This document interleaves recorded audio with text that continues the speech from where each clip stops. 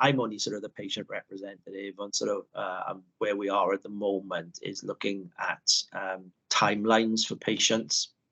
So from the time that they come into hospital to the time then that they go into intensive care, the time that they come out of intensive care and their rehabilitation and recovery, it's mapping those timelines at the moment. And I think there's in the near future, there's going to be more patient involvement. I think they're going to have like focus groups around that, involving patients who have been in ICU, who have gone through that process. And everybody is going to be different, you know, but looking not just at the patient, but the impact then on the staff, the departments, and the families as well.